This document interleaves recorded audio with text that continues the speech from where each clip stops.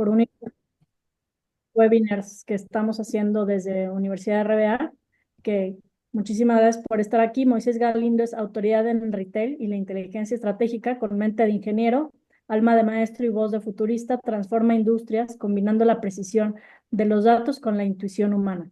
Es un creador de caminos, más que ser un seguidor de tendencias. Es un arquitecto de conocimiento que conecta la tecnología con la esencia del ser humano para provocar evolución en líderes, organizaciones y consumidores inteligentes. ¿Cuál es su fórmula? La ingeniería aplicada al cambio organizacional. Muchísimas gracias, Moisés, y no robo más de tu tiempo. Y bienvenidos a todos. Pues muchas gracias, Marta, y a todos en RBA. Eh, el tema que hoy tenemos preparado es un tema pues, muy interesante porque eh, de alguna manera hemos escuchado muchas cosas sobre la inteligencia artificial y yo soy de los que cree que la inteligencia artificial es una gran herramienta, pero sin conocimientos es difícil que puedan multiplicar y potenciar. Y bueno, conversando con Marta, el nombre de la charla es Knowledge elevado a la potencia AI, del análisis a la acción. Y les cuento por qué le puse Knowledge. Cuando nosotros vemos la palabra Kaizen, pues a mí se me ocurrió que la palabra Kai, cambio, en japonés, es muy potencial la oportunidad que tenemos ahora de hacer cambios con beneficios, ¿no? La palabra Kaizen es una palabra muy utilizada en japonés y al colocarle la K elevada a la I, pues a la I me parece que es algo muy espectacular. Y bueno, quiero comenzar dándoles primero un contexto. Yo soy de los que trata de explicar absolutamente todo sin un solo término técnico. Hoy solo voy a utilizar uno solo y más adelante se van a dar cuenta. Y bueno, lo importante es que la inteligencia artificial está presente en todos lados, ¿no? Y forma parte de nuestras vidas. Y la definición general es que pues, es una herramienta, una maquinaria, un software que permite realizar tareas que requieren habilidades cognitivas muy similares a la del ser humano y que lo que buscan es transportar a través de modelos matemáticos complejos la capacidad de analizar grandes volúmenes de datos, encontrar sus patrones y a partir de esto hacer sus predicciones. Y cuando hablo de datos, me refiero a números, me refiero a palabras, me refiero a textos, me refiero a píxeles, imágenes y todas las modalidades que podemos descubrir. Y bueno, me gusta iniciar explicando que la inteligencia artificial es algo muy antiguo. Cuando nosotros nos subimos a un elevador, tenemos una de las expresiones más limitadas de la inteligencia artificial. Cuando nosotros recibimos una autorización de tarjeta de crédito o recibimos una alerta preventiva de fraude, también tenemos una variante de inteligencia artificial. O cuando estamos en un vehículo con conducción autónoma, también estamos viviendo una potencia de esta inteligencia artificial. Y bueno, pues en los ejercicios clásicos de los juegos de ajedrez u otro tipo de actividades también lo son. Y esta es una inteligencia artificial que conocemos como reactiva, es decir, que esta carece de capacidad para almacenar, aprender o hacer predicciones. Simplemente en ciertas condiciones reacciona de cierta manera. Cuando yo llego a un piso, el elevador lo detiene. O cuando le pulso ir al mezanín, va al mezanín. Y esto lo que nos permite a nosotros es identificar una de las formas más elementales de inteligencia artificial. Después podemos encontrar otras variantes con una infinidad de aplicaciones y otros elementos de naturaleza predictiva. Por ejemplo, cuando ustedes están comprando en algún Amazon o en alguna plataforma de video y vienen algunas sugerencias, es porque ya hay algún reconocimiento de ciertos patrones de usuarios que se parecen a ustedes y que les hace una serie de sugerencias. Y bueno, algunos mecanismos de conversación básicos que nos permiten hacer ese entendimiento de lo que conocemos como una inteligencia un poco más avanzada. Cuando ustedes están en una tienda de Amazon Go o estas de Grab and Go, en realidad estamos teniendo una variante de inteligencia artificial limitada, es que esta ya tiene ciertas capacidades, sin embargo, tiene un contexto para una serie de tareas específicas sin capacidad para comprender el lenguaje natural. Es decir, yo no le puedo hablar como tradicionalmente, digamos, podemos hacerlo ahora vía texto, ¿no? O vía palabras en otra inteligencia artificial. La clave de todo esto es el lenguaje natural y las posibilidades de utilizar las formas naturales que en cada país o cada persona habla. Cuando nosotros hablamos de programar, podríamos remontarnos 40 años atrás y vamos a encontrar que yo, para poder programar una computadora, necesitaba aprender COBOL, ALGOL, Fortran, alguna de estas herramientas. Después, cuando llega la generación de software gráfico, tengo que aprender a programar en ambientes gráficos o en Windows o cosas parecidas. Después viene la generación de soluciones móviles y aprendo una nueva generación. Y cada nueva generación trae más facilidad de aprovechamiento. Lo que nosotros hoy estamos haciendo con el lenguaje natural es tener esa capacidad de programar a una computadora o a un proceso utilizando nuestras palabras. La gran diferencia es que antes yo tenía que tener una sintaxis, un orden, cierto límite de palabras, y ahora es tan amplio que puedo usar todas las palabras. Sin embargo, al ser tan abierto, yo puedo también ser impreciso a la hora de generar las instrucciones. Por eso es clave que nosotros tengamos esa capacidad de comunicarnos correctamente y hacerlo con lo que utilizamos hoy en día, lo más frecuentemente, es la inteligencia artificial generativa, que ya nos permite identificar ciertas tareas complejas. A mí me incomoda mucho el término aprendizaje, yo le llamo carga de datos, porque estrictamente es lo que está haciendo. Cuando ustedes le proveen un documento, un libro o cualquier información, una hoja de Excel o información propia de ustedes, lo que estamos haciendo es cargarle datos y a partir de ese lenguaje natural, lo que hace es predicciones. Más adelante les explicaré cómo lo hacen y esta información es la que utilizamos para tomar decisiones, ¿no? Y en este contexto, el primer comentario es, la inteligencia artificial es tan solo una tecnología más. Esta generación que tenemos hoy en día, en unos cuantos años dejará de llamarse así y tendrá otro nombre, ¿no? Y bueno, ¿cuáles son los desafíos y oportunidades que nos presenta? Bueno, el tema de esta sesión es cómo tomar ventaja de esta tecnología en nuestro negocio, ¿no? ¿Por qué es relevante? Porque la inteligencia artificial impacta a todas las empresas e instituciones de toda la sociedad y el propio medio ambiente, ¿no? Y entonces hay que estar conscientes de la magnitud de lo que se viene y necesitamos descubrir que así como funcionan algunas herramientas y tecnologías, en la medida que yo entienda cómo funcionan, en esa medida yo puedo tomar ventaja de ellas, ¿no? Entonces, conocer cómo funcionan estas tecnologías, que yo le llamo cosas, y la propia inteligencia artificial, nos va a dar algunos consejos para tomar ventaja de esta, ¿no? Y adaptarnos a lo que se viene para convertir todas estas acciones con un valor, ventaja y visión competitiva, ¿no? Y bueno, en principio, tengo una definición de visión que es la capacidad que cada quien tiene para ver más allá del espacio, el tiempo y la propia tecnología, en el entendido que muchas de las cosas que hoy hacemos ya las hacíamos hace 50 o 100 años más.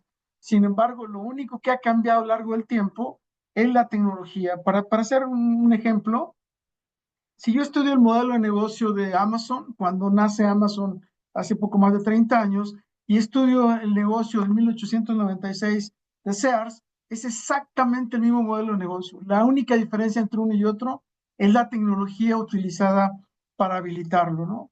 Y bueno, les platico un poco de mí. Soy ingeniero en electrónica y comunicaciones. Tengo un posgrado en administración que accidentalmente se convirtió especializado en cambio organizacional hace muchos años, en los 80s. Y bueno, soy una persona curiosa que conecta y comparte conocimientos.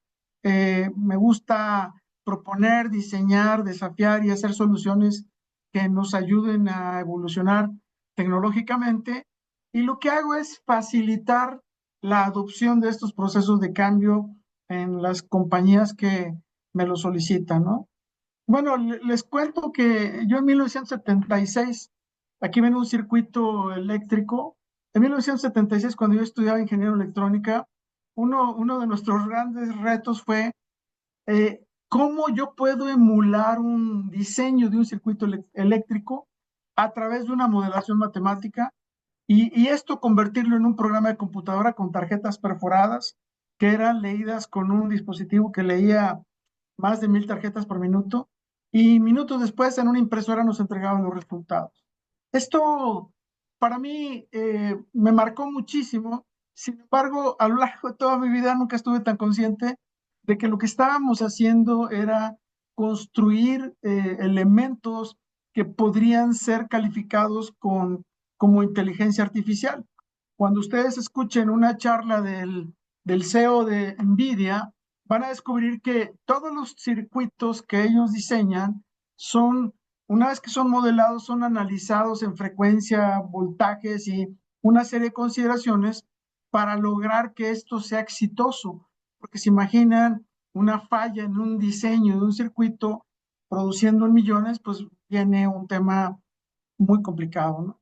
Y entonces de lo que se trata ahora en día es comprender que la IA es una tecnología muy importante. Sin embargo, es difícil que la IA sola pueda sobrevivir. Se necesitan identificar qué otras tecnologías juegan roles claves en el destino de la organización. Por supuesto, la inteligencia artificial está en la punta del grito, como la punta del iceberg. Blockchain, que hoy muchas personas quizá lo omiten, pero muy probablemente es tan o más relevante, especialmente a la hora de hablar de términos de seguridad y a la hora de hablar otra serie de contextos como contratos inteligentes. Imagínense que ustedes y yo firmamos un contrato y en vez de hacerlo en papel, lo hacemos de manera inteligente y logramos colocar que si las ventas de su empresa crecen un 15%, en automático me van a pagar, por decir algo, un 0.5% de ese crecimiento. Y esto lo ponemos en un contrato que en el momento que esos resultados se dan, en automático está preestablecido con qué cuenta me van a pagar, con cuál yo recibo el dinero, etcétera, etcétera. Y hace que permita que nosotros tengamos una nueva generación de instrumentos legales para hacer transacciones. Ahora con el tema de la reforma del Poder Judicial y todas estas cosas que han pasado, pues una gran alternativa es construir contratos inteligentes utilizando centros de arbitraje que nos permiten tener una nueva forma de dirimir controversias con nuestros clientes o con nuestros proveedores. Pero bueno, hoy el tema de la inteligencia artificial, y solo quiero hacer énfasis de que ahí está el blockchain como parte de las estructuras de apoyo. La comunicación digital y humana ahora más que nunca se vuelve crítica. Y bueno, y las bases de conocimientos y datos. Cuando hablo de conocimientos, me refiero a libros, me refiero a patentes, me refiero a todas esas cosas que nos van a ayudar a entender. Y bueno, un punto que me gusta remarcar aquí es que muy probablemente tengamos que empezar a reescribir todo desde cero. Y es algo muy difícil, pero lo mismo ocurrió cuando cambiamos de los sistemas originales a sistemas especializados o a los llamados Enterprise Resource Planning como parte de esas estrategias. Más adelante les daré más datos. Y otros temas relevantes tienen que ver con la privacidad y que va de la mano también con blockchain, la protección de los datos, la seguridad y la confianza. Y bueno, si bien es cierto, mucho se habla de que la inteligencia artificial nació en los 50, a mediados de los 50, la realidad que Isaac Asimov en sus cuentos de robótica generó unas leyes. En el cuento Runaround, en 1942, habló de los principios de la robótica. Y bueno, el primero es que un robot nunca deberá dañar a un ser humano por ninguna circunstancia. La segunda es que un robot debe de obedecer las órdenes impartidas por un humano, excepto si esto entra en conflicto con la primera ley. Y la tercera y última ley es un robot debe de proteger su existencia siempre que no entre en conflicto con la primera y segunda ley. Y así empieza la historia de la construcción de toda esta tecnología. Y cuando hablamos de robótica, estamos hablando de que son seres humanoides que tienen una inteligencia igual, digamos, semejante a la de un ser humano. Y bueno, sigo con el planteamiento que es la IA. Y bueno, para Moisés Galindo, la IA es un paso más en la humanización. Si nosotros recordamos y nos vamos en el tiempo, la digitalización empezó hace muchos años, ahora les voy a explicar cuándo. Y bueno, esta es una de al humanizar las interacciones, nosotros podemos aprovechar más los conocimientos y la tecnología. Es cierto que va a humanizar, pero también es utilizada como parte de los principios de transmisión de conocimientos y la multiplicación de las habilidades y las capacidades de los seres humanos, ¿no? En 2021 le propuse a la ANTAD crear una charla sobre macrotendencias y bueno, hablaba yo entonces de la economía circular, no hablaba yo de inteligencia artificial, recién le agregué que hay que poner Artificial and Environmental Intelligence y Social Governance para poder tener una visión de mucho más futuro, hablar de medios digitales, hablar de productos personalizados, tanto físicos como digitales, hablar de precios y promociones personalizadas. Aquí hay una gran ingratitud en general en todo el comercio, que viene el Buen Fin y le damos el mismo precio al cliente leal que al que solo viene a comprar las ofertas, ¿no? Bueno, empoderar al consumidor inteligente, más adelante hablaré de esto, bienestar saludable y humanizar. Y humanizar es de lo que se trata hoy en día todo lo que estamos haciendo, ¿no? Y bueno, cito a Robin Sharma, con quien tengo la fortuna de conocer y tener una amistad. Dice Robin en La Guía de la Grandeza, nadie es mejor que tú excepto tú. Y hace 50, 60 años se hablaba que la mejor persona para servirnos a nosotros mismos somos nosotros mismos. O sea, el autoservicio es una de las expresiones más naturales. Sin embargo, por obvias razones tenemos límites para autoatendernos a nosotros por especialización o experiencia. Y entonces, cuando le preguntamos a alguien por quién quiere ser atendido, pues un humano quiere ser atendido por otro ser humano. Por allá por 2016 hicimos un estudio para descubrir cómo debería de ser la tienda del futuro de una tienda departamental y una compañía de supermercados. Invité al director comercial de Liverpool y al de Chedraui y lo puse enfrente de pues unos 40 o un poco más alumnos de dos grupos de mercadotecnia, sexto y séptimo semestre en el TEC de Monterrey, en Ciudad de México, para descubrir cómo deberían ser las tiendas del futuro. Uno de los descubrimientos más interesantes fue que los millennials odian ser atendidos por tecnología, quieren ser atendidos por humanos. Y entonces, si ellos quieren ser atendidos por humanos y un humano no está disponible, pues la lógica me dice que la tecnología va a emular el diseño y las formas de interacción de un gran ser humano. Y les cuento que yo en 1995, 96, llamaba a American Airlines y me decía una voz femenina, dígame su número de cliente. Y como era alfanumérico, no podía digitar solo los números, tenía que decirlo con mi voz. Yo le decía X B25588 y me decía, thank you, Mr. Galindo, tiene un vuelo hoy, quiere un ascenso, sí. Y fíjense cómo con una interacción humana hace 30 años yo ya podía tener las posibilidades de un ascenso. Si alguno ha experimentado estos trámites con un banco, con otra compañía o con una aerolínea, va a encontrar que pues el desastre está en esas interacciones donde estoy con tecnología, pero con un comportamiento como tecnología, ¿no? Y entonces, ¿qué es lo que hace la tecnología? Lo primero que nosotros debemos de identificar es que va a emular las características, funciones y sentidos de los seres humanos. Cuando hablamos de lenguaje natural, hablamos de texto, pero también lenguaje natural es que yo señale, también lenguaje natural es que yo huela o escuche o tenga sentido de gusto. Hoy, hace unas semanas, escribía que la inteligencia que hoy tenemos es totalmente primitiva.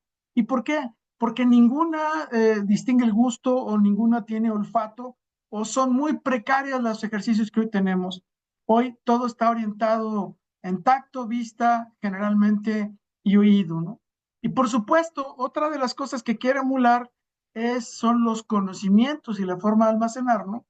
Más adelante con los robots humanoides vamos a ver que va a emular el cuerpo humano, va a emular la forma de almacenar datos, la memoria y la forma de razonar. Y entonces, si nosotros vemos a la inteligencia artificial como ese paso de querer lograr simplificarle la vida a un ser humano, pues vamos a encontrar que hay todo un gran potencial. Y es aquí donde vienen las grandes áreas de oportunidad. Una de las cosas que se descubrió fue que la forma en cómo almacenábamos los datos era una forma muy rupestre y muy complicada.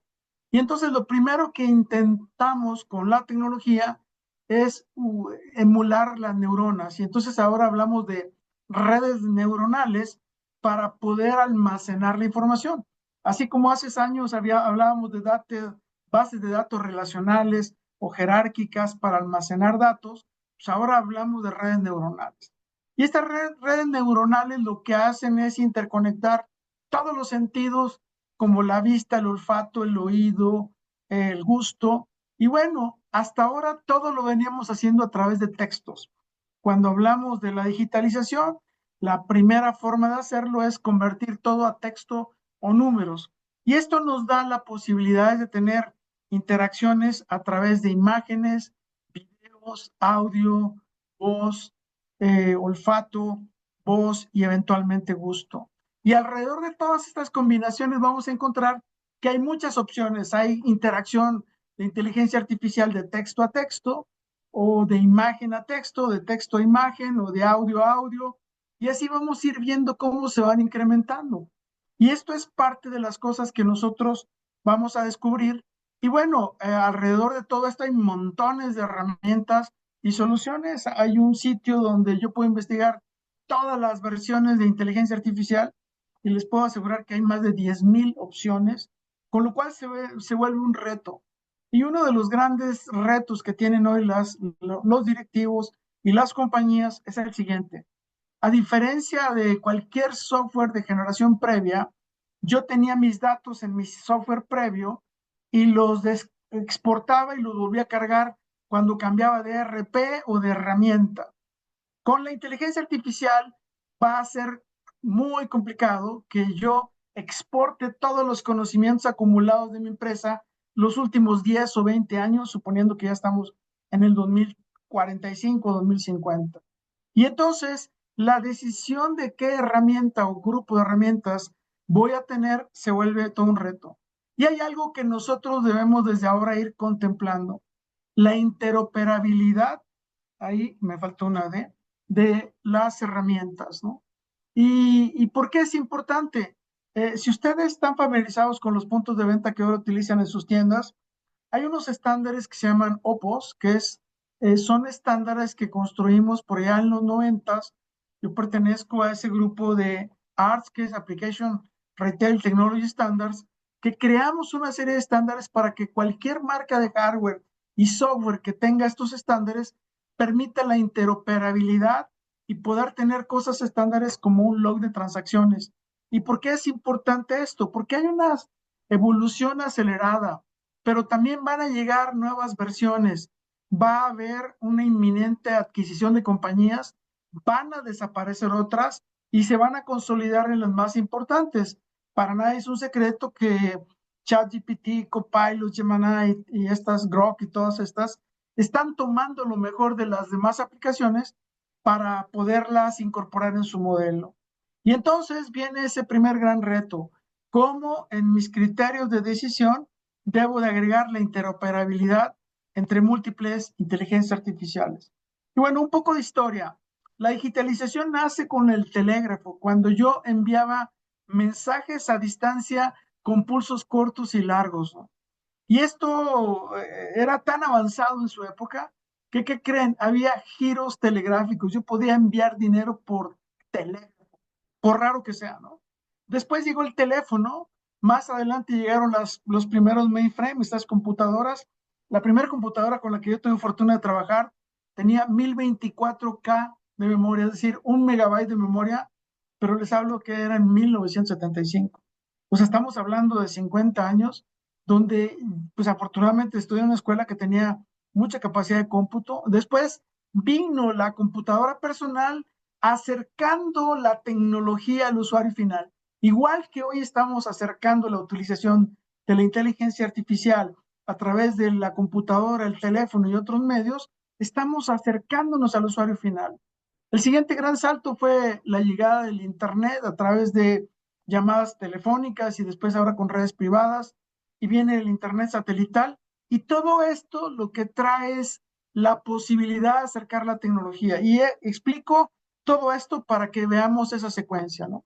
Lo mismo ocurrió con el fonógrafo. El fonógrafo nos trajo el tocadisco, del tocadiscos pasamos al cassette, del cassette pasamos al CD, del CD al shuffle. Yo no sé cuántos de ustedes tuvieron un shuffle, pero esta es la primera expresión de digitalización, bueno, después del CD y el shuffle, es la digitalización de los contenidos.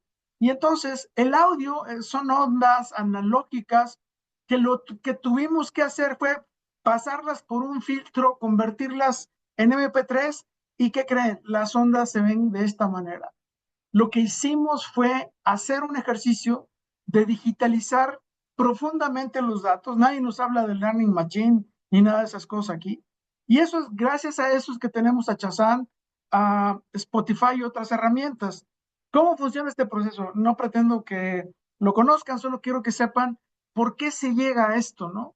Y entonces vamos a ver que lo que hace el convertidor, analiza todo el espectro de audio. Lo primero que hace es quitarle todos los sonidos que no escucha el ser humano, porque ¿qué sentido tiene que yo guarde datos y digitalice audio que el ser humano no escucha? Después esto se empaque y se procesa con algoritmos matemáticos y surge el MP3, que es lo que todos hoy escuchamos con alta frecuencia. Y cuando yo tomo una pequeña muestra de una canción, pues en ese momento descubro cuál canción es. Les cuento que la primera vez que usé Shazam fue en 2003, hace 22 años. Lo usé por teléfono y era uno de los juguetes que me presumía entonces Marcus Dantus, uno de estos amigos Shark Tank que hay hoy comercialmente, ¿no? Bueno, cuando pasamos a los conocimientos, vamos a descubrir que primero transmitíamos los conocimientos de voz en voz, después llegaron las pinturas rupestres como en Altamira, pero eso no era portable, era fijo y había que ir a la cueva a ver cómo habían guardado esa información. A alguien se le ocurrió hacer las tablillas, después vino el papiro, con el papiro vino la transmisión de contenidos a manuscritos en los libros, viene la imprenta y viene el gran salto de la industria. A partir de aquí, la propagación de conocimiento se incrementa y tenemos las bibliotecas que hoy conocemos, estas grandes bibliotecas que hoy las pudimos ver en un salto intermedio en la Encarta y otros instrumentos parecidos. Y más adelante, pues llegan los navegadores y los buscadores de información, como San Google, y nos permiten ir acercando los conocimientos a los usuarios, ¿no? Y esto, ¿cómo se hace? Bueno, pues hoy en día lo que tenemos es una interfase que es un chat de inteligencia artificial, que lo que nos hace es la ventana de acceso a todo ese mundo de información. Imagínense que lejos de verlo con un instrumento de alta tecnología, es un instrumento de acceso a la información y a los contenidos. Y bueno, déjenme mostrarles cómo hace este ejercicio. Lo que hace es leer los datos, extrae tokens, que son palabras, y esto los digitaliza más o menos de esta manera. Si ustedes quieren hacer información acerca de un caballo, pues crean una frase que es el caballo corre, ¿no? La clásica frase, el caballo corre en el campo. Cada una de estas palabras es un token. Pero si voy y veo otra frase, lo que hago es agregar, vengo a caballo trotando, ¿no? O bien yo digo, tengo un caballo andaluz. ¿Y qué es lo que hace la inteligencia artificial? Agarra todas las palabras, las tokeniza en palabras o grupos de palabras como vengo a o estoy en, y así sucesivamente. Entonces es la forma en cómo digitaliza todos los libros. Es decir, una palabra no se repite, solo lo que se repiten son las relaciones. Y en la medida que se repiten esas relaciones, cuando yo estoy cargando diferentes libros o documentos, lo que hago es crear esa mega red neuronal. Y se los explico para que descubran que no hay nada mágico atrás de todo esto, ¿no? Entonces, cuando yo le pongo un prompt de frases de caballo, pues el resultado podría ser el caballo corre, o el caballo trota, o el caballo andaluz. Y cuando voy agregándole la fuente de datos y voy agregándole conocimientos, lo que hace es empezar a enseñarnos a predecir palabras, igual que cuando ustedes, yo les digo 1, 3, 5, 9, 7, 9, ¿cuál es el número que sigue? 11. De la misma manera es que se hacen las predicciones de los textos. Y toma un poquito de tiempo para que más o menos se puedan imaginar que atrás de lo que estamos enfrente es de un mecanismo de almacenado de datos diferente, porque antes almacenábamos los libros. Ahora lo que estamos haciendo es entrelazar los contenidos de los libros para poder tener estos conocimientos procesados de esta manera. Me gustaría hacer un alto y preguntarle si tiene alguna duda o comentario hasta ahora.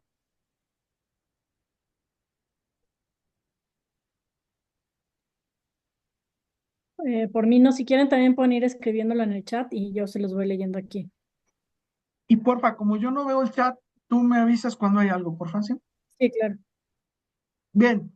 Bueno, el GPT no es más que un instrumento que nos ayuda a generar respuestas de mil maneras, textos, audio, video. Ojo, todo lo que genera este tipo de inteligencia artificial es algo ya existente. Es existente copiado de un libro, de una patente, de un documento, de un gráfico, de una imagen. Y entonces, esto incluye código de computación y otras cosas más, ¿no? Y bueno, lo único que estamos haciendo aquí es predecir palabra por palabra. Lo que pasa es que esto lo hace a una gran velocidad. ¿Y por qué se detona todo esto? Bueno, porque Nvidia, uno de los fabricantes de procesadores gráficos, yo no sé si ustedes están familiarizados cómo funcionan las televisiones. Las televisiones tiraban una raya y luego la siguiente y luego la siguiente hasta completar las 512 y eso generaba un cuadro y eventualmente llegaba a tener de entre 15 y 20 cuadros por segundo a alta velocidad. Y eso provocaba que en las computadoras fuera muy lento. A la gente de Nvidia se le ocurrió que por qué en vez de hacer raya por raya, lo hiciéramos simultáneamente. Y al tener esa capacidad de cómputo paralelo, lo que se provocó fue que viniera una herramienta que ayudó a detonar la inteligencia artificial. Y bueno, regresando a la búsqueda de conocimientos, si ustedes se recuerdan haber ido algún día a la biblioteca más importante que hayan estado, pues uno llegaba a las fichas bibliográficas, buscaba a través de la ficha bibliográfica y de ahí te ibas al piso en aquel nivel y encontrabas el libro, sacabas los conocimientos. Hoy lo único que estamos cambiando es la forma de acceder a los conocimientos. Los acercamos más al usuario. Así como pasamos del telégrafo, el teléfono, la computadora, la microcomputadora, la red de internet y el satelital, lo que estamos haciendo es acercar la información al usuario. Y esto se hace a través del prompt. Y es la única palabra que voy a utilizar esta tarde técnica. Y bueno, la mala noticia para todos los genios de la inteligencia artificial, que la palabra prompt es muy vieja. La palabra prompt la usábamos en los DOS, ¿no? Prompt significa dar una instrucción. Y claro, ahora como muchos se han olvidado de que era una palabra antigua, pues ahora nos la venden como la gran novedad, pero es esa capacidad de interacción, ese espacio que nos permite tener ese diálogo. En el DOS yo tenía el C2 puntos y le escribía, dame la lista de archivos que hay.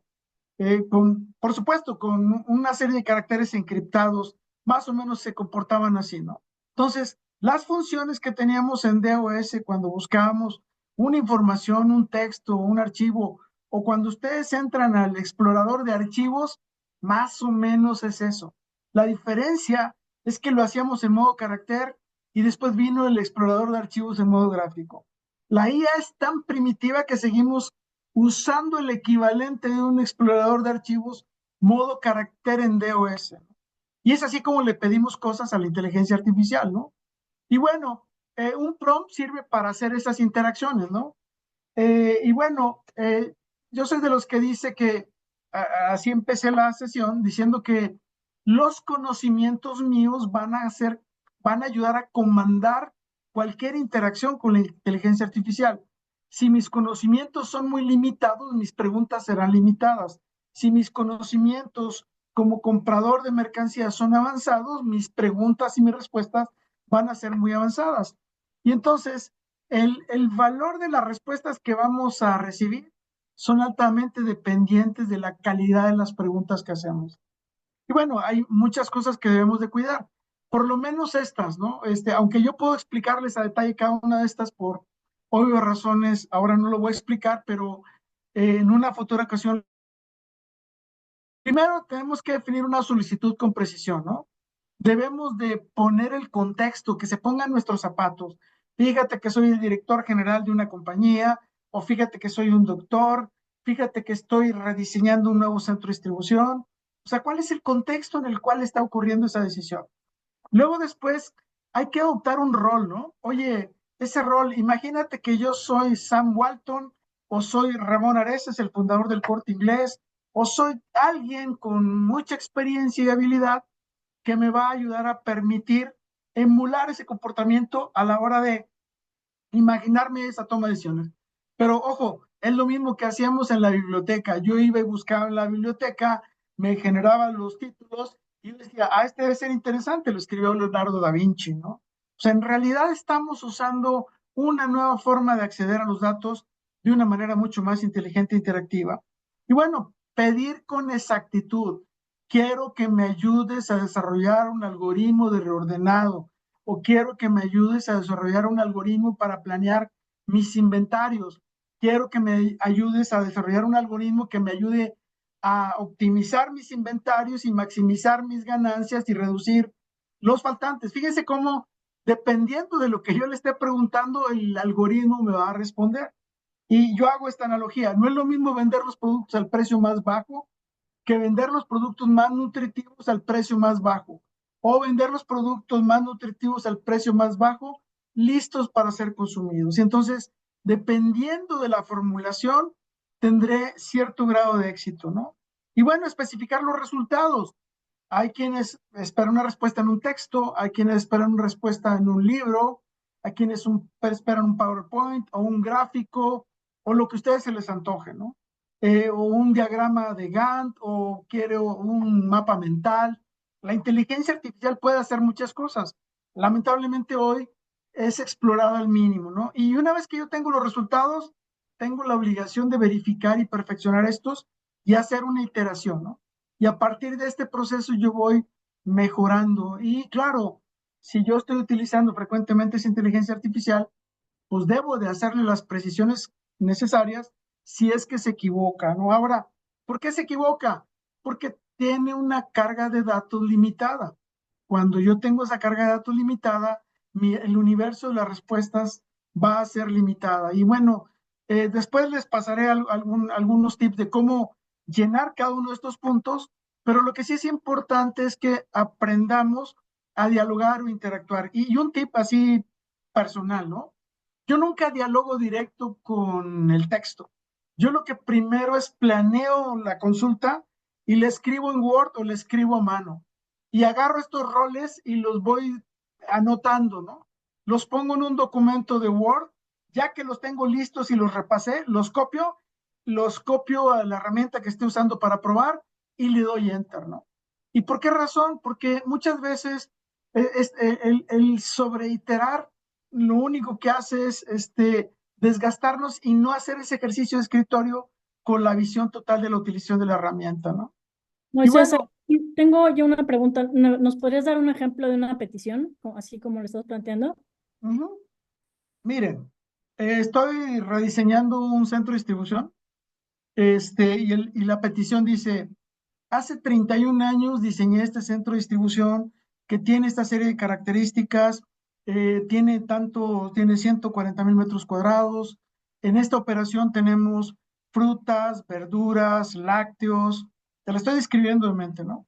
Esta operación además tiene un proceso donde hay productos que, así como se reciben, se trasladan a las tiendas. Hay otros productos que se reciben y se procesan. Hay otros productos que se reciben, se lavan y después se procesan y se distribuyen.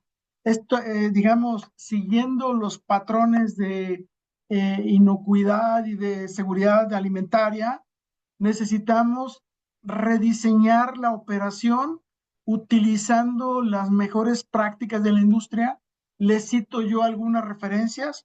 Y como primer ejercicio para rediseñar, necesito identificar todas las fuentes de información básicas para poder preparar un documento de petición a quienes les vamos a contratar para que nos hagan esta solución. Fíjense cómo, después les puedo pasar el texto completo, pero es literalmente una página de tamaño carta con toda la especificación. Hagan de cuenta que es como construir una casa. Ustedes le pueden decir a un arquitecto, a Ricardo Elías o a alguien, dicen, oye, necesito que me hagas una casa. Esa es una petición, ¿no? Pero yo le puedo decir, quiero una casa de 4 recámaras, cada recámara tiene que tener un closet, yo quiero un walk-in closet, quiero que las 2 recámaras más importantes tengan sauna y tengan jacuzzi, y entonces yo tengo que ir especificando lo que necesito, que esa casa tenga un jardín interior o un jardín exterior, quiero espacio para 4 autos, que la cochera sea subterránea. Si se fijan, lo que estoy haciendo yo es una especificación, es un diálogo imaginando ese sueño que yo quiero ser construido, ¿no? Quiero desarrollar, ¿no?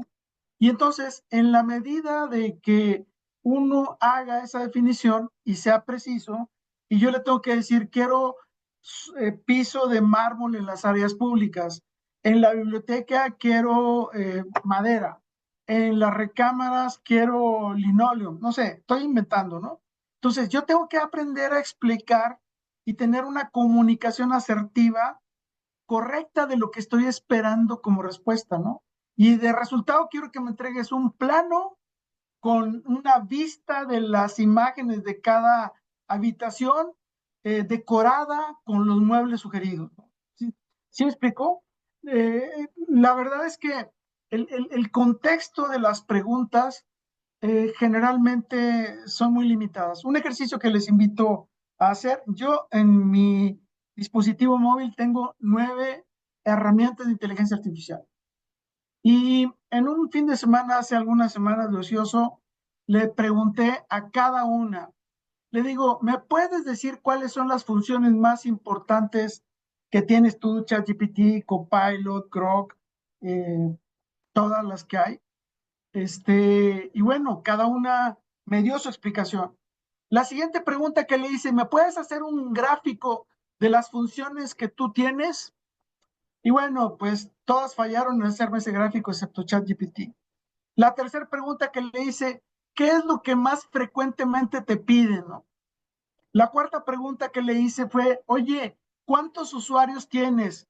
De todas, la única que me dijo fue ChatGPT. La siguiente pregunta fue, oye, ¿cuántos usuarios pagados tienes? Oye, la siguiente es, ¿cuánto es el precio promedio que pagan por tu licencia? Y entonces, a la hora de que uno está preguntando, uno tiene que dialogar o cambiar la estrategia, ¿no? Veía yo un experto que decía, como es tan difícil construir este diálogo, lo que uno tiene que decirle es el problema y decirle, ayúdame a construir el prompt a partir de este deseo que tengo yo.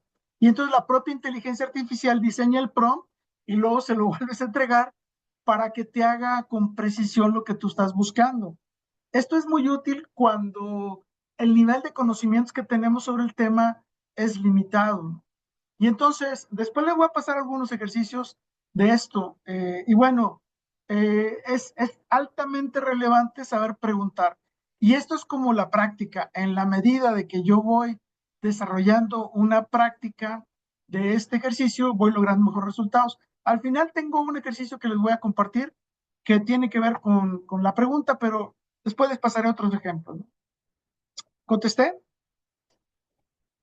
Sí, muchas gracias. Bien.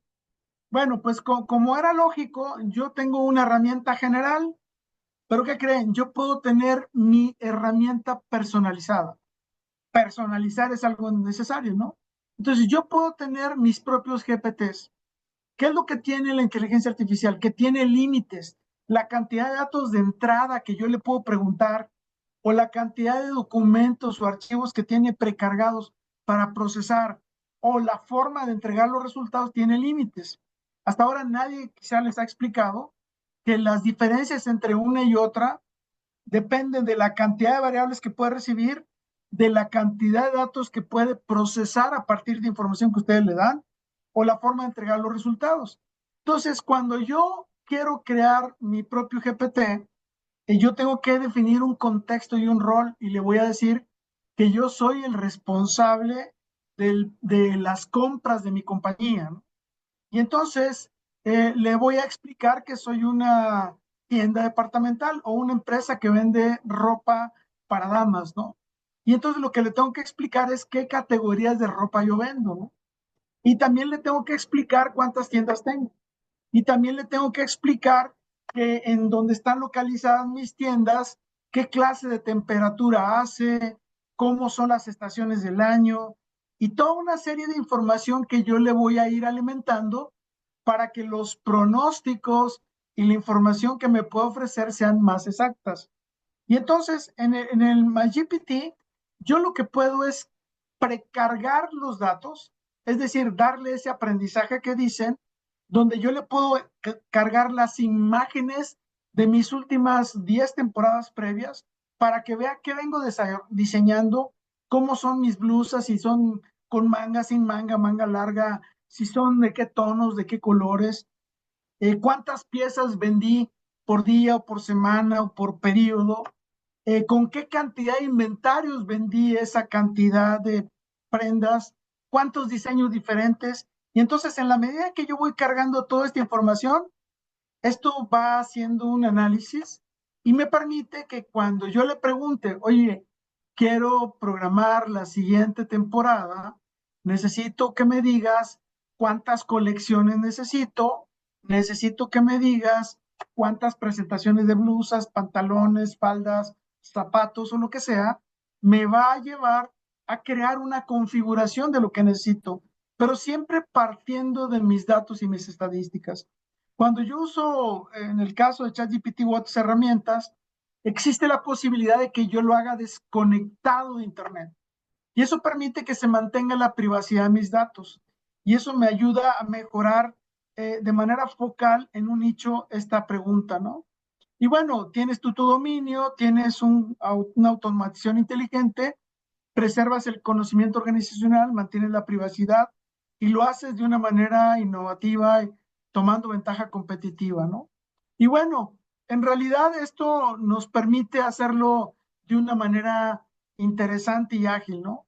Y bueno, también hay que practicar para hacer esto, ¿no? Y bueno, y también hay que hacer estos ejercicios desde diferentes roles, ¿no? Si yo soy el director de la compañía o el director de compras o el de operaciones, un cajero, un vendedor o un cliente, dependiendo de la naturaleza, yo tengo que describir estos casos de uso para generar estos roles. Y entonces yo voy a tener un GPT para el director de recursos humanos, otro para el financiero, otro para el de logística, otro para el gerente de la tienda, otro para el vendedor, etcétera. Y eso nos va a ayudar a entender las funciones que son elegibles para utilizar esta herramienta. Todas se puede utilizar, pero bueno, es importante encontrar cuál es la estrategia, ¿no? Ahora, hay GPTs públicos que son los que construyen compañías que yo puedo comprar o rentar o utilizarlos gratuitamente, así como está el Apple Store o el Android Store, hay un espacio que es para los GPT públicos donde yo puedo usar Canva o puedo usar Expedia o alguna herramienta de estas que ya existen. Y lo que son facilitadores de pues, un viaje o de un diseño o de construcción de algo que me van a mí a orientar para tomar una decisión en base a la experiencia de un experto. Los GPTs que ustedes desarrollen los pueden hacer para uso individual de alguien o los pueden hacer uso de la compañía o de sus socios comerciales. Por ejemplo, yo soy de los que dice que cuando hablaba hace rato de que hay que tirar todo lo que teníamos y volver a empezar, es que yo necesito reanalizar los procesos comerciales de una compañía. Y para mí el proceso más elemental es New Item Process. O sea, cómo introduzco nuevos productos a una compañía. Y la introducción de nuevos productos siempre va a venir acompañada con la historia estadística y desempeño o de un diseñador o de un proveedor o de una temporada o alguna característica. Y entonces, el proceso de introducción de nuevos productos es tan sencillo, tan fácil como cambiar a un jugador de un equipo cuando hay un partido de fútbol, ¿no? En un partido es siempre 11 contra 11, ¿no? Y un error y un pecado que generalmente cometemos en las tiendas es que solo estamos trayendo nuevos productos, pero nunca cambiamos al de peor desempeño, ni diseñamos cómo echarlo para afuera, ¿no? Y yo soy de los que hace mucho tiempo, desde que catalogo un producto, lo primero es que trato de identificar si la presentación, el tamaño y las características corresponden a los productos más exitosos en esa categoría o subcategoría, ¿no? Y también tengo que identificar cuáles son los peores para deshacerme de ellos. Y tendría yo que sacar análisis para saber por proveedor cuál es su porcentaje de éxito de las prendas o de los productos que me está vendiendo.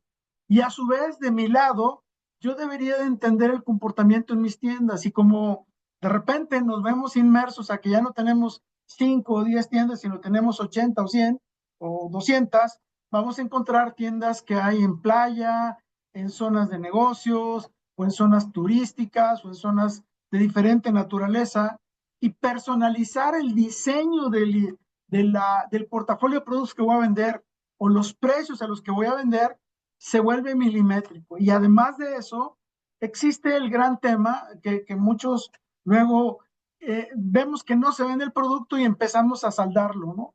Cuando desde que yo compro el producto, debería de generar las instrucciones para que si en una tienda en particular no tengo el desempeño esperado, pues hago lo que en algún otro cliente le llamamos factor de éxito, que en realidad es factor de fracaso, es cuando la prenda en cierto periodo de tiempo no se vende, pues en automático los sistemas van echándola para afuera, rebajándola, ¿no? Y no esperar a que llegue el domingo de Pascua para rematar los huevos de Pascua, sino hacerlo una semana o dos antes, ¿no? Entonces, esas estrategias se construyen todas en el proceso de introducción de nuevos productos. Y esto es parte de las cosas que yo digo que hay que reescribir. ¿Y por qué hay que reescribir? Porque el proveedor no solo nos debe de dar un catálogo de productos, sino nos debe de dar una serie de recomendaciones y sugerencias para que ese proceso de introducción de productos sea entre agentes de colaboración entre el fabricante y el retailer, ¿no? ¿Y por qué razón? Porque hoy es tanta la información que tenemos a mano que podríamos utilizarla. Yo, si a ustedes les gusta el béisbol, yo creo que después del béisbol, en el retail es donde más se deben utilizar esas estadísticas. Siempre he sido un fanático de esos análisis, porque esos son los que nos ayudan a conformar una mejor estrategia de trabajo, ¿no? Y bueno, ahí están y bueno, puedo tener agentes, como yo les decía, el agente no es más que una herramienta que me permite replicar el trabajo. Si ustedes tienen que autorizar una tarjeta de crédito a una persona, antiguamente cuando ustedes pedían dinero al banco, llenaban unas sábanas con papeles y una vez al mes se reunía el comité de autorización de crédito. En las tiendas departamentales o hace muchos años, pedía yo el crédito y N días después me lo entregaba. Y hoy en día, ¿por qué es tan rápido? Porque lo que se ha analizado es toda la base de datos de clientes y descubrimos que los mejores clientes, qué edad tienen, si están casados, solteros, si la casa donde viven, cuánto tiempo tienen viviendo ahí, el tipo de empleo y una serie de características, que lo que hacemos es que cuando llega un nuevo cliente, vemos en qué perfil cae y en base a esa historia estadística, decidimos en menos de 3 minutos si le damos o no el crédito. Yo pongo esta anécdota. Hace muchos años, cuando tenía la fortuna de trabajar en un retailer, llegaba alguien y me decía, es que trae un American Express. Le digo, dale lo que quiera, nada más asegúrate que no sea robada. ¿Por qué razón? Porque los protocolos de autorización de tarjeta de American Express son mucho más altos que los de Mastercard y Visa. Y entonces, si tú sabes que tiene una American Express y no es robada, pues dale lo que tenemos autorizado, ¿no? Sin más trámites, ¿no? Entonces, el DNA de las cosas que ya trae cada quien en sus tarjetas o en su comportamiento nos permite crear estos agentes. Y estos agentes lo que nos van a ayudar a crear son estructuras como si fueran plantillas para tomar decisiones rápidamente orientando el trabajo de los nuevos colaboradores o de los que no tienen tantas habilidades para poder homogenizar la forma de operar nuestra compañía. Y ese es el gran valor que tiene esto, ¿no? La posibilidad de replicar. Una de las grandes maravillas de algunas compañías es la consistencia operativa en todos los mercados, en todas las tiendas, en todas las exhibiciones. Y eso solo se da cuando tienes una homologación del nivel de educación, de instrumentos de trabajo de los colaboradores. Y hoy para todas aquellas interpretaciones está esto. Me imagino que a ustedes les pasa que hicieron un gran esfuerzo, mandaron a hacer un comercial en televisión o en radio, en las redes sociales, mandaron a hacer el pedido con tiempo y llega la hora de la verdad y la mercancía no llegó a la tienda. La pregunta es, ¿cuál es el criterio para tomar decisiones? Bueno, si nosotros construimos una herramienta que le permita al gerente de la tienda decidir que si no llegó el inventario correcto o los productos correctos, con cuáles reemplazar el anaquel o el punto de exhibición para hacer este trabajo, pero utilizando la inteligencia artificial. Piensen que los gerentes de tiendas son como los pilotos de los aviones, ¿no? Lo primero que tienen que hacer es volar, ¿sí? Después navegar y después avisar, tengo un problema, ¿no? Cuando estás en la tienda y no te llegó el inventario, tú tienes que tomar la decisión a las 10 de la noche porque mañana inicia la promoción y tienes que reemplazar el inventario. ¿Cómo le damos una herramienta sin que se comunique con nadie más, le pueda orientar a tomar esa decisión de excepción, ¿no? Igual que un piloto lo hace autónomamente cuando va volando, ¿no? Y entonces, los agentes tienen ese propósito de ayudar a crear, imagínense esos procedimientos que tanto se escriben en las compañías, imagínenselo documentados de manera interactiva para crear esa consistencia en las operaciones, ¿no?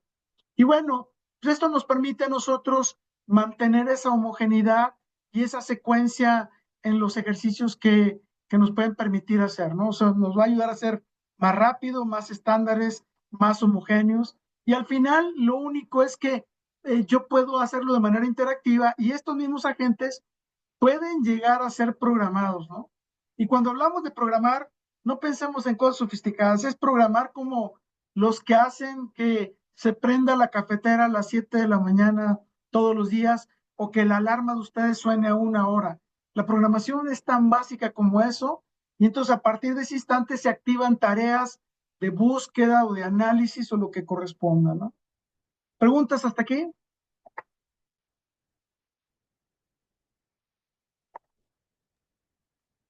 No, aquí en el chat no tengo. No, todo bien, gracias. Bien, volvamos a la visión. Eh, Soy de los que dice que cuando vemos el estado de resultados de una compañía, ese es el resumen de nuestra capacidad de servir competitivamente. Esto es lo que nos dice qué tan bien preparada está nuestra organización, qué tan bien están entrenados nuestros colaboradores y qué tan buenas son las herramientas que los habilitan y potencian, ¿no? A mucha gente le impresionan los volúmenes de venta. A mí me gusta más también ver los márgenes. Cuando yo veo las ventas de Walmart en 2024, vendió 620,000 millones de dólares. Y a mucha gente lo apantalla eso, pero yo digo, cuando veo sus ganancias, y sus ganancias son de 16,000 millones de dólares, pues lo primero que hago es, ¿y cuánto ganan sus proveedores, no? Pues Procter Gamble, uno de nuestros proveedores más grandes, vende 84,000 millones de dólares y gana 14,800 millones de dólares con una fracción de las ventas de Walmart, ¿no? Y la pregunta que yo hago, el estado de resultados es un indicador muy relevante y muy importante. Y un gran pecado que cometen muchas organizaciones es distraerse vendiendo al precio más bajo del mercado, cuando Alex Relas Gossi, un amigo, que dice que cualquier compañía tiene derecho a vender al precio más alto del mercado en su categoría, siempre que aporte valor. Y entonces, lo que quiero compartirles ahora es algo que tiene que ver con esto, ¿no? La IA es más que algoritmos, es una infraestructura que nos va a ayudar a cambiar la cultura y hoy estamos aquí para inducir un cambio cultural. Y esto nos va a ayudar a cambiar socialmente la forma en cómo vamos a interactuar con nuestros clientes. Sí, la IA va a cambiar el mundo, lo podemos hacer conscientemente o lo podemos hacer atrabancadamente cometiendo errores, ¿no? Igual que cuando compraron algún día un sistema y no les funcionó, ¿no? Y otros más se van a quedar cautos esperando, ¿no? La realidad es que hay que tomar la delantera. Yo soy de los que sugiere eso. Y bueno, la IA es una oportunidad estratégica para la evolución de la compañía, de un gobierno o de cualquier institución. Y dado que la adopción es inminente, tenemos que prepararnos para tomar decisiones de cuál, cómo, cuándo y a qué horas, ¿no? Pero si era difícil comprar un ERP, pues ¿qué creen? Va a ser 1000 veces más difícil comprar inteligencia artificial, especialmente porque tiene tantas variantes y tantas funciones que necesitamos encontrar cosas que hagan sinergia. Si no, vamos a caer como en los primeros sistemas, que había el silo de recursos humanos, el silo de finanzas, el silo de logística, el silo de operaciones, y luego alguien dijo, oh, ¿por qué no juntamos todo? Muy tarde, ¿no? Y así vinieron los RPs. Bueno, lo mismo hay que hacer ahora, pero con esa visión y con ese tiempo, ¿no? Y nadie se va a escapar de este tsunami que va a afectar a todos. Y bueno, tenemos que revisar el modelo de negocio de cada quien. ¿Y por qué razón? Porque las características de nuestros modelos de negocio de ahorita muy probablemente van a ser muy diferentes en 5 años o 10 años. Y es importante que estemos atentos para poder tomar esas ventajas de crear nuevas experiencias para los clientes. Yo siempre digo que eh, hay que empoderar, encantar, humanizar y trascender, ¿no? Y trascender es de dejar de vender de uno por uno para crear una colección en el proceso de ventas. No es lo mismo que yo venda una prenda a que le ayude a mi cliente a diseñar su closet. Y aquí cambio todas las reglas, ¿no? ¿Y por qué razón? Porque hoy en día, otra de las cosas que nos decían los millennials hace 9 años, es que no quieren un buscatalla, quieren a alguien que les enseñe que el color de la prenda que está adquiriendo va con su color de piel, que la morfología le queda, porque quiere verse bien. Y entonces nosotros debemos de aprender a encontrar, no en todos los formatos se puede, pero encontrar fórmulas para lograr ese gran paso, ¿no? Goethe dice, trata a una persona como es y seguirá siendo lo que es. Trátalo como quieres que llegue a ser y se convertirá en lo que puedes llegar a ser. ¿Alguno de ustedes algún día enamoró a alguien o lo enamoraron? Y ese es el proceso, ¿no? Conozco a alguien X y va a seguir siendo X. Pero si lo trato bien, lo cuido, lo apapacho, etcétera, etcétera, pues puedo tratarlo también que puede llegar a ser mi cónyuge. Y entonces, lo mismo pasa con los clientes. Y entonces, si yo quiero tener consumidores, pues tengo colaboradores. Pero si mis consumidores son inteligentes, pues ¿qué creen? También necesito colaboradores inteligentes. Todos tenemos que subir de nivel.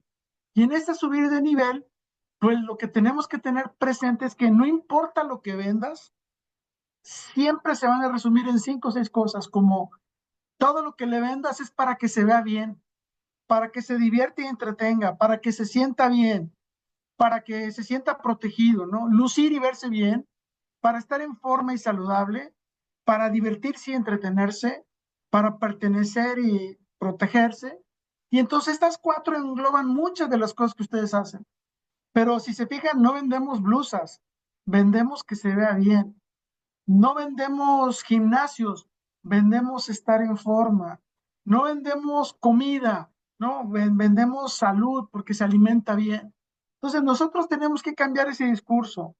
Algún día, quizá alguno de ustedes le he platicado que en Loja Renner en Brasil, una noche despidieron a todos los vendedores y a la mañana siguiente lo recontrataron como encantadores de clientes. Son las mismas personas haciendo exactamente lo mismo, pero desde otra óptica. Y esta es una invitación para hacerlo de esa manera, ¿no? Y otra de las cosas que vendemos es optimizar el tiempo y también ayudarle a potenciar sus recursos, ahorrándole dinero o multiplicándolo. Y entonces con este criterio, pues necesitamos valorar las cosas, ¿no? Y ahora, las cosas evolucionan a marchas forzadas. Ustedes algún día vendieron o siguen vendiendo prendas de algodón, luego de seda, luego de lino, de lana, de rayón, de acetato, de poliéster, de nylon y de licra. Y puedo agregarle no sé cuántas más. ¿Y esto por qué lo explico? Porque esto nos habla de la evolución de la industria. Yo tengo registrados por lo menos unas 18 formas de telas diferentes que han ocurrido en los últimos años, ¿no? Claro, hay milenarias como el algodón y la seda, ¿no? ¿Y por qué hablo de esto? Porque esto es lo que ustedes están viviendo desde el punto de vista textil. Pero si yo analizo y me voy a 1920, encuentro a Coco Chanel, que quizá es nuestro máximo exponente de la moda, es la que nos enseñó a hacer moda. Por ahí de 1930, a alguien se le ocurrió de dejar de vender telas, cierres, botones e hilos para crear el prêt-à-porter. Y entonces las tiendas dejaron de vender ingredientes o materia prima y empezaron a comprar y producir prendas totalmente hechas. Tan así que en las tiendas departamentales se crearon 4 temporadas naturales: primavera, verano, otoño, invierno, cada quien en su hemisferio austral y boreal. Y desde entonces, cuando yo diseñaba una prenda hasta que me la entregaban y la vendía, pasaban a veces hasta 36 meses desde el hilo hasta la propia prenda. Con mucha alineación de la tecnología, se logró bajar a 12 meses, eso por ahí entre los 70s y los 80s, hasta que a alguien de los que fabricaba tela se le ocurrió adoptar el prêt-à-porter. Y así llega Zara Inditex. ¿Por qué razón? Porque es más rentable vender prendas que vender telas. Y ellos jugaron con una variable tecnológica. ¿Cuál es? Que ya no había que fabricar con el tipo de textiles previos, había que hacerlo de esa manera, pero con la nueva generación de textiles podrías producir crudo y hacer diseños, ellos los clonan, y entre que diseñan una prenda y la ponen en la tienda, pasan entre 14 y 21 días. Y lo que hacen es que la tela cruda literalmente la imprimen, la estampan, la subliman en unas impresoras gigantescas, que lo que hace es que ayuda a reducir los ciclos de producción de prendas, y en vez de fabricar 10 miles como hacían las tiendas departamentales, ellos fabrican miles, y en vez de 4 colecciones al año pasan a 20 o más colecciones por año.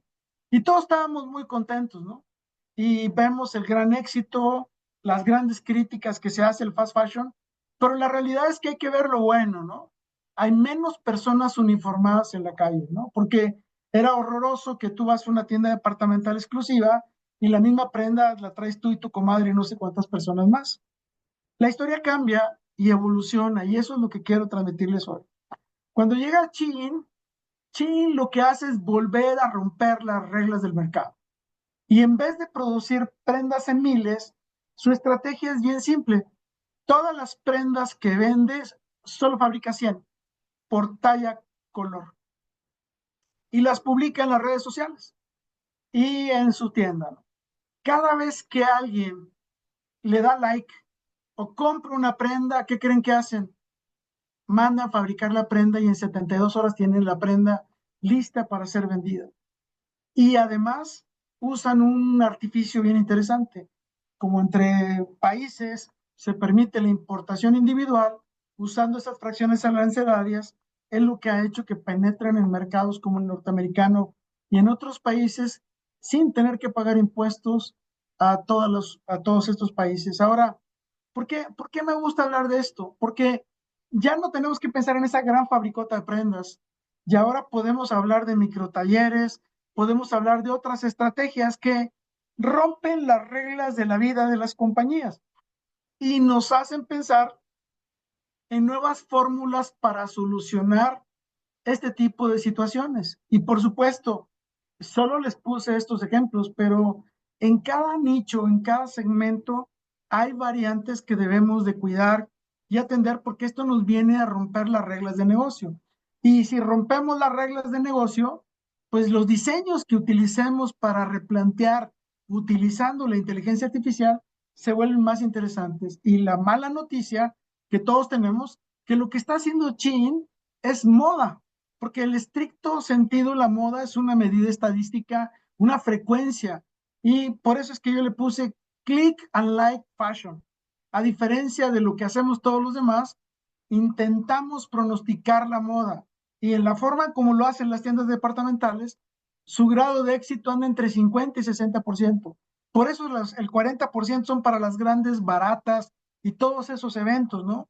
Cuando yo tengo procesos de producción más fragmentados o microprocesos de producción, tengo menos posibilidades de faltantes, porque aquí estoy resurtiendo el inventario, pero además tengo otra perspectiva que me ayuda a mí ir acompañando. Y por supuesto, de 20 o 30 colecciones puedo subir a 60 o 80 al año y lograr darle esa personalidad a lo que estamos vendiendo. Bueno, un alto y preguntas, por favor. ¿No? ¿Alguien tiene alguna pregunta?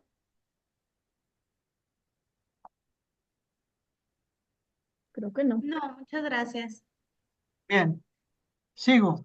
Entonces, la evolución de los modelos de negocio nos va a ayudar a disminuir los ciclos de diseño, fabricación, distribución y venta, eh, y nos va a ayudar a que aumentemos la cantidad de colecciones, reducir los volúmenes de fabricación y tener las posibilidades de resurtir. Usualmente la moda, nadie la resurte, ellos sí la están resurtiendo.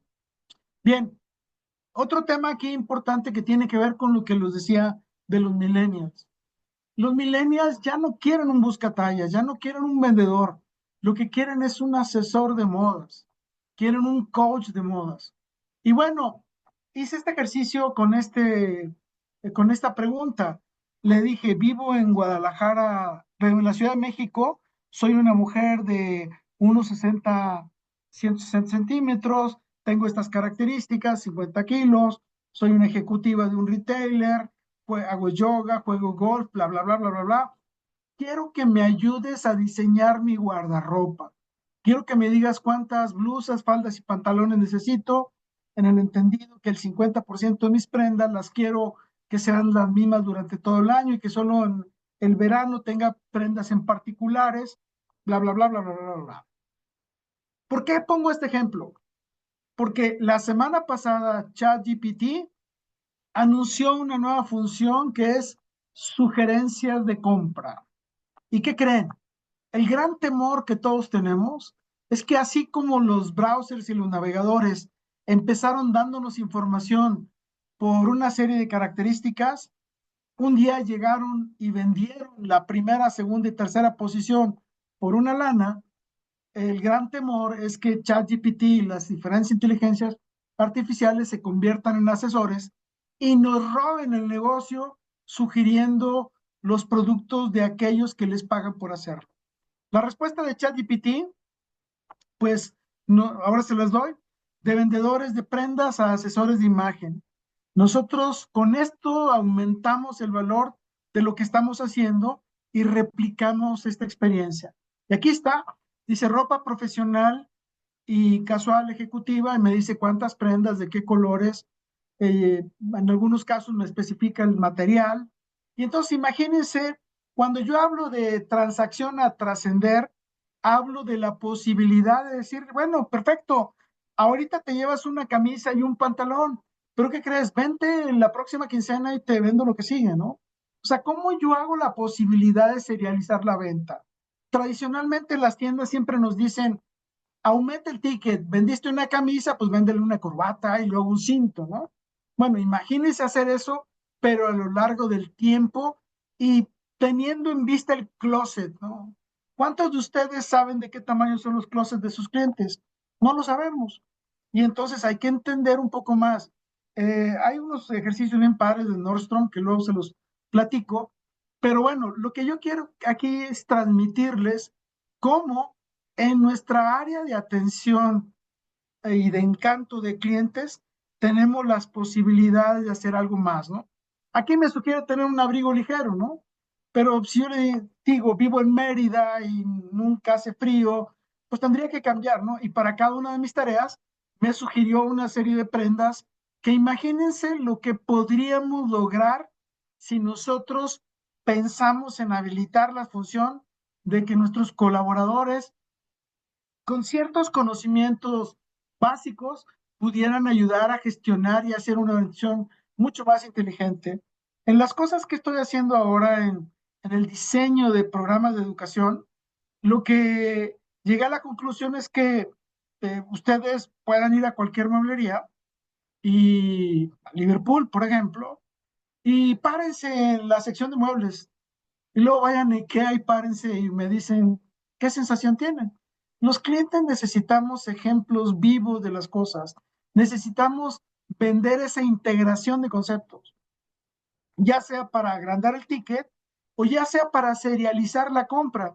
Y entonces yo soy de los que piensa que ahora en vez de mesa de regalos de bodas, deberíamos de tener una mesa de diseño de llave en mano, un departamento o una casa para recién casados, donde muy probablemente no vas a diseñar, no te van a regalar todo, pero sí a lo mejor un 5 o 10% de esos regalos van a corresponder a los regalos que te van a hacer y tú ya tienes un roadmap de qué tienes que ir comprando, qué mesita, qué lámpara, qué tapete, para serializar y pasar de esa operación transaccional a una operación trascendental. Y bueno, lo que les dije, la nueva versión de ChatGPT ya recomienda productos y entonces nuestro competidor van a ser ellos mismos, ¿no? Y más si están usando versiones gratuitas, ¿no? Ahora, hay que ser proactivos en esto, ¿no? Inevitablemente tenemos que aprender a tomar decisiones.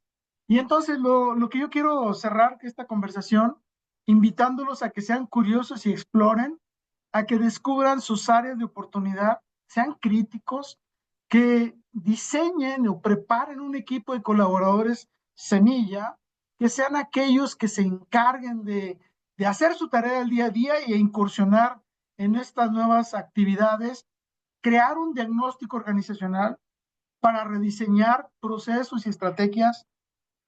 Escuchaba al CEO de NVIDIA y a otros más que dicen que así como yo tengo un área de recursos humanos para contratar y seleccionar seres humanos, pues va a haber un área donde voy a tener que contratar a recursos digitales, podría ser el área TI, para poder crear y desarrollar estos agentes. Y entonces cambian las reglas de lo que estamos haciendo. Hay que redibujar el modelo de negocio, hacerle una actualización, dejarle aquello que tradicionalmente nos da ese valor agregado, pero hacerle esa actualización como parte de este proceso, diseñar un plan piloto y de escalamiento. Yo soy de los que dice que siempre la primera versión de cualquier cosa hay que tirarla y seguramente ustedes lo pueden compartir. Yo todo el software que he hecho, siempre he tirado la primera versión y les puedo compartir que he dirigido 8.5 millones de horas de fabricación de software y en todos los casos tiré la primera versión. ¿Por qué razón? Porque cuando ya lo pones a experimentar y probar, dices, ah, es que se nos olvidó que debería ser multidioma, ah, es que se nos olvidó que debería ser esto y esto y lo otro, ¿no? Pues por eso en los pilotos vamos a aprender y a valorar y desarrollar el escalamiento, cómo modernizar o jubilar las herramientas que estamos usando, enfocarnos a las tareas críticas. Yo soy más de los que piensan en las tareas de valor agregado que en automatizar con chatbots las tareas que no aportan valor ni al cliente ni a la compañía. Hay que usar los estándares, las mejores prácticas y las regulaciones y las leyes locales que estén vigentes. Y bueno, lo difícil es, hay que hacer un apartadito para este juguete que, como les decía, todo lo que hagamos nos va a impactar probablemente para los siguientes 3 o 4 décadas de la compañía. Y en esto Muy, otro también es importante vivir el proceso de cambio, ¿no?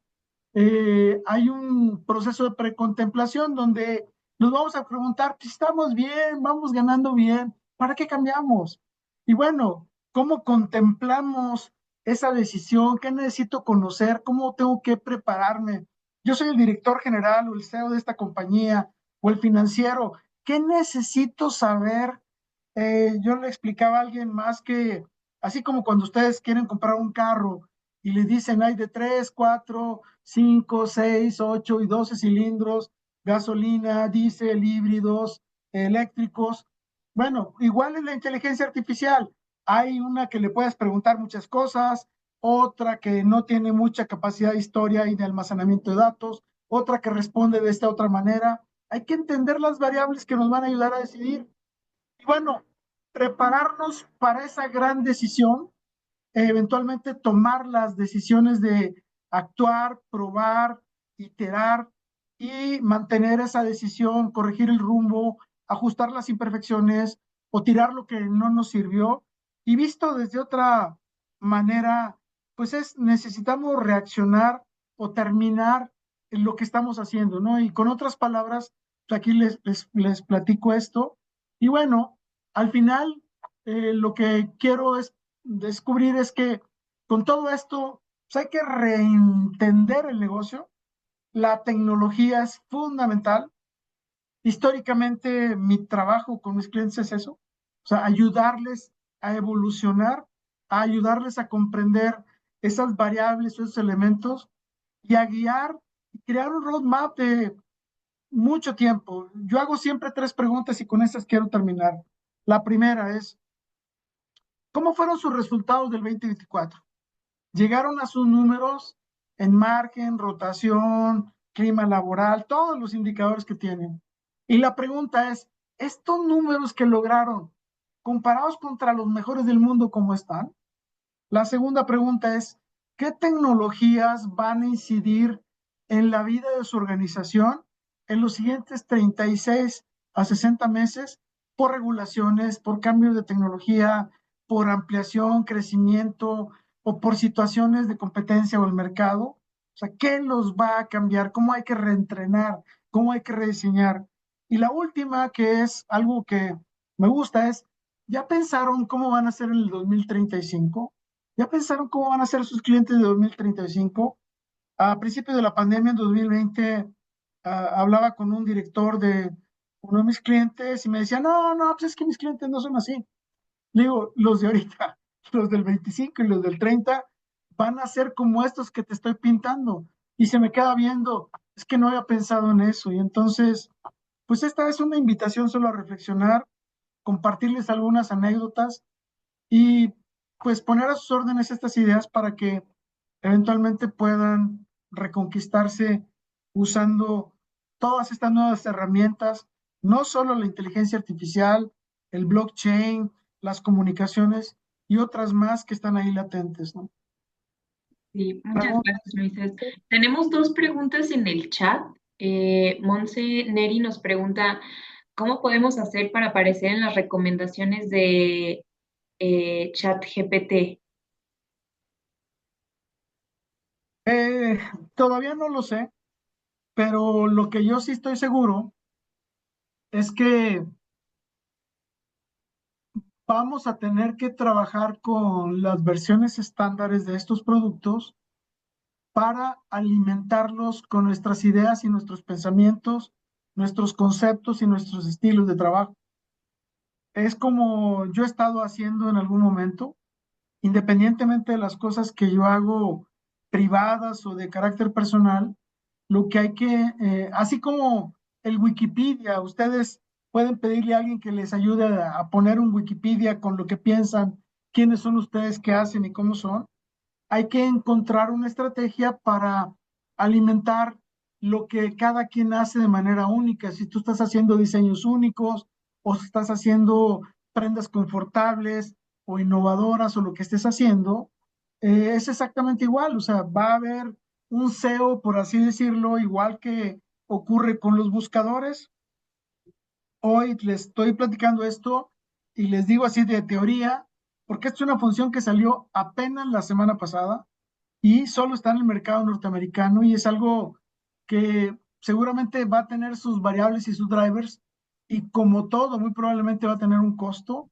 Y yo lo que pensaría también es que cada uno tiene que hacer su esfuerzo en lo individual y así como Expedia o estas compañías o Kayak de viajes tienen sugerencias para viajes, imagínense que ustedes hagan un GPT de ustedes donde le digas, oye, te vas a grabar y quieres estar elegante para tu fiesta, oye, pues aquí tienes un asistente que te va a ayudar a seleccionar las prendas correctas del portafolio que yo vendo en mi tienda, ¿no? O de los que participamos en RBA, por ejemplo, ¿no? Necesitamos encontrar la posibilidad de influir directa o indirectamente, pero lo que es importante es que, digamos, hay que preservar siempre lo estratégico en lo interno y lo que va a apoyar y ayudar a los clientes, pues hacerlo de naturaleza pública y divulgarlo, ¿no? Así como yo les decía, a ver, imagínense un GPT que le ayude a mis clientes a diseñar cuántas prendas necesita según sus actividades personales o profesionales, ¿no? O cuál es la colorimetría apropiada según el color de tu piel, o cuál es el diseño de la prenda según tu morfología. Entonces hay que descubrir qué oportunidades como estas hay y cuáles sí dejarlas a la calle y cuáles dejarlas a lo mejor como uso privado dentro de una tienda o en tu página web, algo que permita que vuelvan a regresar y los lleve acompañando, ¿no? No sé si contesté la pregunta. Y la segunda, ¿cuál es, perdón? Y la segunda pregunta dice, ¿qué software recomienda con su experiencia para el retail con modelo, tallas y colores que no sean tan alto el precio para una empresa chica? A ver, no te escuché bien, ¿me vuelves a repetir, por favor? Sí, claro que sí. ¿Qué software recomienda en su experiencia para el retail con modelo, tallas y colores que no sean tan alto el precio para una empresa chica o mediana? Bueno, lo primero que yo digo es que los precios de los software han ido cayendo muchísimo. Eh, Te soy sincero, estoy desencanchado en eso, pero eh, puedo ayudarles a orientar, a buscar alguna solución. El gran colmo de los ERPs, perdón por lo que voy a decir ahora, pero los ERPs son una herencia de los sistemas de manufactura, se llamaban MRP, Manufacturing Resource Planning, y nomás le cambiamos la E y los vendimos al retail. Es increíble que haya retailers que compren ERPs que carecen de un sistema de precios y promociones. Y luego tengo que hacer un monstruo por fuera para hacer precios y promociones. Es increíble que yo tenga un ERP que solo vea hacia adentro y no interactúe con mi proveedor que tiene la misma marca de ERP. Y, yo les diría, para el manejo de talla y color, si se vuelve muy complicado, pues darle un tratamiento de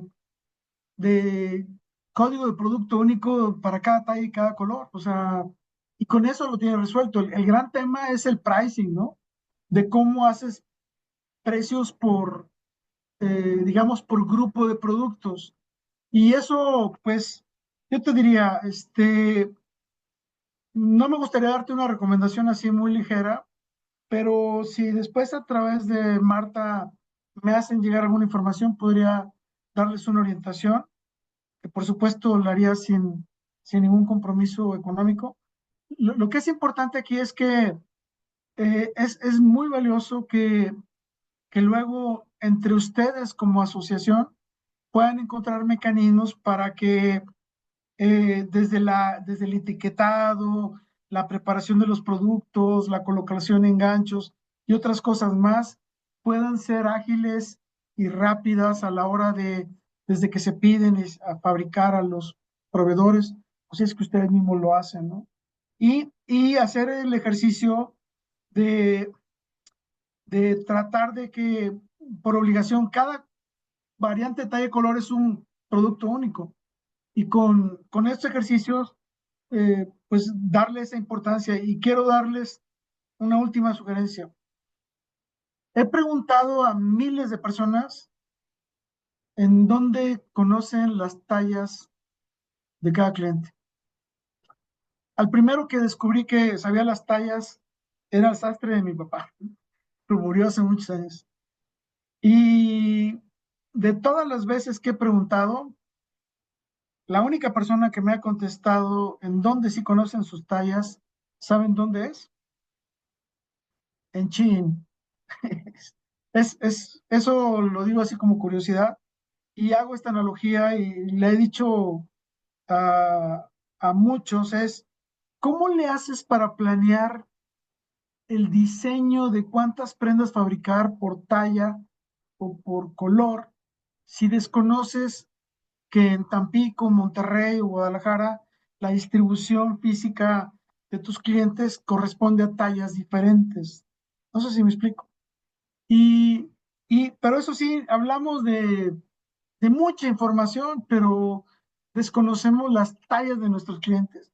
Y si yo quiero alinear y hacer empatía con el inventario, pues tengo que saber qué tallas son las que usan mis clientes. Y hoy les puedo decir, eh, prácticamente nadie conoce nuestras tallas ni nuestras preferencias. Saben que compramos, pero no saben si lo compramos para nosotros, para nuestros hijos, como un regalo o para quién. Y esa es la otra cosa que hay que contemplar y no sé si hay otra pregunta. No sé si alguien más tenga otra pregunta. No, creo que no. Pues no sé, Moisés, pues darte las gracias, creo que fue muy interesante. Nos quedan también otros temas ahí de los que nos mostraste para posteriormente retomarlos, como blockchain y algunos otros que serían de interés para nosotros. Y bueno, pues a nombre de José Antonio Muti, nuestro presidente, también darte las gracias y gracias a todos los que estuvieron aquí. Muchas gracias. Si tienen alguna pregunta o duda, pues me la pueden hacer a través tuya y Claro, con yo mucho les, gusto Gracias. les muchísimas puedo gracias. responder. Gracias. Buena tarde, buena Gracias. semana. Muchas gracias. Muchas Buenas gracias. tardes. Hasta luego. Gracias, buenas tardes. Hasta luego.